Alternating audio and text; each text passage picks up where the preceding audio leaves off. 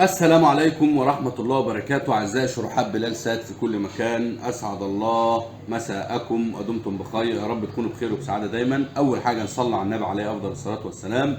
تاني حاجة نعمل إعجاب للفيديو، اشتراك في القناة، تفعيل زر الجرس لكي يصلك كل ما هو جديد في عالم الرسومات. طبعا زي ما كنت مكلمكم في موضوع سابق عن حل المشكلة أو الرسالة اللعينة اللي بتيجي على أجهزة الصن بلس. طبعا أنا بيني وبينك قلت اما ايه بمره الجهاز ده عندي اللي هو النوفا 10000 برو بلس، فقلت وماله ما نعمل للناس سوفت حلو كده يعني وحاجه حلوه للناس، بما اننا احنا الاجهزه ديت مش عندي بصراحه في المحل وصعب تلاقيها دلوقتي. فقلت اما اعمل ايه حاجه بالمره، هو هنا هو كده كده بتاع الزبون، فقلت اما نعمل عليه شرح حلو وسوفت جميل واضافه حلوه لكم. زي ما انتم عارفين ان انا ما بعديش حاجه كده وخلاص. ايه يا عم السوفت وايه الشرح وايه اللي انت بتقول عليه ده؟ انا والله قلت بالمره والجهاز موجود عندي، اي حاجه حلوه من اللي انتوا عارفينها ديت هنعملها للجهاز. انت بتتكلم بجد؟ اه والله بتكلم بجد. طبعا الجهاز ده واي فاي داخلي. طبعا الجهاز ده مش نوفا 10000 بلس، خلي بالك معايا كويس وركز معايا عشان خاطر ما تغلطش الغلطه دي. الجهاز اللي معانا نوفا 10000 برو بلس، واي فاي داخلي وريموت بلوتوث. الجهاز ده هنديك سوفت جميل محترم، طبعا هو عليه ونفس السوفت، لان طبعا ما في اجمل من سوفت النوفا، ولكن انا هضيف لك حاجه كده صغيره زي مثلا ايه، زي في الاكل كده، وتحط ايه شويه بهارات كده بيخلوا طعم الاكل جميل. طبعا البهارات ده طبعا عشان توصل للموضوع ده وتجمع الجزئين زي ما قلنا في كل الشروحات السابقه، اسمع الفيديو اللي بسيبه لك في صندوق الوصف، كلام مهم عشان تعرف ازاي تجمع الجزئين في بعض وازاي تعرف الجزء الثاني بيبقى على المدونه. طبعا انا عايز الدعم منكم والاشتراك في القناه وتفعيل زر الجرس لكي يصلك كل ما هو جديد في عالم الرسومات. فاصل ونواصل.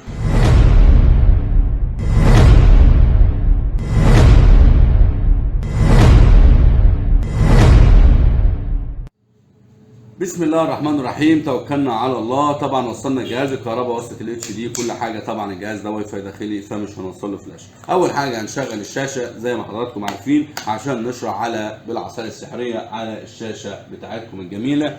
طبعا ما ننساش نعمل اشتراك للقناه، اعجاباتك تعليقاتك لكي يصلك كل ما هو جديد في عالم الرسومات. زي ما حضراتكم شايفين والجهاز اشتغل معانا تمام. خش يا عم بالكاميرا زوم عشان خاطر الناس تشوف. زي ما حضراتكم شايفين الجهاز 2507 ال نوفا. الجهاز ده يا جماعه معالج بتاعه صن بلس 2507 ال واي فاي داخلي. طبعا في منه صن بلس 2507 ال 07 ال بس واي فاي خارجي بدون واي فاي داخلي. اول حاجه طبعا هنعملها من غير ما نتعرف على الجهاز، هنطلع باك وهنخش على كلمه تحديث زي ما حضرتك شايف، عشان السوفت ده هسيبهولك في صندوق الوصف، وطبعا ده حاجه مني لك. زي ما حضراتكم عارفين ادي السوفت اهوت. طبعا السوفت هسيبهولك في صندوق الوصف عشان خاطر طبعا يبقى في رابط المدونه. وزي ما حضراتكم عارفين وعايزين ارجع يا استاذ بالكاميرا شويه عشان ندردش مع الناس لحد ما الجهاز ياخد السوفت. طبعا انا عايز الدعم منكم لان في شروحات كتير وكل المعالجات فضل من ربنا لها حاجات حلوه وسوفتات جميله لحل كل المشاكل الحمد لله على قناه بلال سات فقط لا غير. وعايز الناس تصبر شويه يا جماعه، مش كل شويه هنتكلم في تحديث القنوات والترددات. في ناس تقول لي يا عم ده انت نايم، ده نزل 11678. يا عم ما انا عارف ان نزل 11678، احنا متابعين كل دقيقه، بس نصبر شويه لحد نص الشهر مثلا نشوف الدنيا استقرت تمام، مفيش استقرار او ضغط تردد 2. طبعا هنمسح القديم وننزل بايه ملف جديد عشان خاطر القنوات اللي قافله كتير دي. وطبعا عايز اتكلم في نقطه مهمه، ان شاء الله اعمل بث مباشر قريب اتكلم في حاجات واسرار وحاجات جميله جدا للمعالج الجي اكس 6605. المعالج ده يا جماعه الميزه فيه ان تحويلاته كلها لازم تضيف لك حاجه. ازاي تضيف حاجه؟ يعني تحويلاته دايما اي نعم هو معالج ممل شويه ان هو عقيم شويه، ولكن في تحويلات ساعات بتضرب فيه يضيف لك حاجه حلوه للجهاز.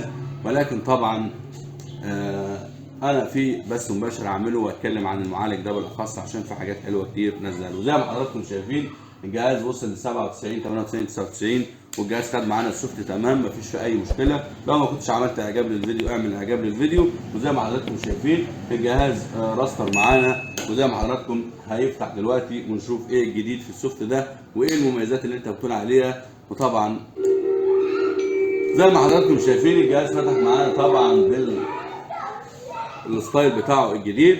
وزي ما حضراتكم شايفين، قرب يا عم الكاميرا، قرب يا استاذ الكاميرا عشان الناس تشوف وتوضح الشرح وكل حاجه في الجهاز. طبعا الجهاز خد معانا السوفت، طبعا في حاجه اسمها الصوتيات زي ما انتم عارفين، الصوتيات شغال عليه تمام. طب ايه يا عم الاضافه اللي في السوفت ده؟ الاضافه للسوفت ده حاجه تحفه جميله. طبعا السوفت ده او الاصدار ده طبعا باحدث اصدار لاجهزه النوفا، ويجي نخش على النظام ونخش على كلمه النسخه عشان نشوف ايه الجهاز. طبعا الجهاز يا جماعه زي ما حضراتكم شايفين نسخه الاتش دبليو هو عباره عن 2507 ال نوفا 10000 برو، ده اصدار الجهاز.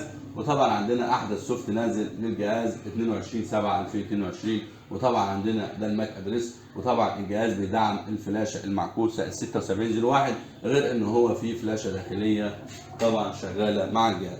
ايه يا عم الجديد في السوفت؟ الجديد في السوفت حضرتك ان احنا لو دخلنا على طبعا عندنا اعدادات الاكس كام زي ما حضرتك قلت لك، طبعا عليه جوسات بلس الترجمه، وعليه جوسات بلس بتاع السيرفر شيرنج، وعليه كل حاجه، والنوفا ماكس ايديو. وجهاز طبعا السوفت ده جميل. وطبعا الاضافه زي ما حبيبي قلت لك قبل كده، طبعا احنا مش هنقدر نشغل حفاظا على القناه. وطبعا انا وصلت لنهايه الموضوع ده. في واحد يقول لي ايه يا استاذ بلال انت ما عدتش يعني كنت الاول بتعمل الفيديو وجريء وكده؟ طبعا الجراءه بتاعتي وقفت لي 3 قنوات ودي الرابعه، فعايزين نحافظ على بعض، لا ضرر ولا ضرار. طبعا السوفت ده جميل محترم فيه كل حاجه نفسك فيها، وانتوا عارفين انا بتكلم عن ايه. وطبعا عشان خاطر تجمع الجزئين، الجزء الثاني هسيبه لك على المدونه، وهسيبه لك في تعليق مثبت، وهسيبه لك رابط المدونه في صندوق الوصف. وكده يبقى انا وصلت لنهايه موضوعنا النهارده، وهو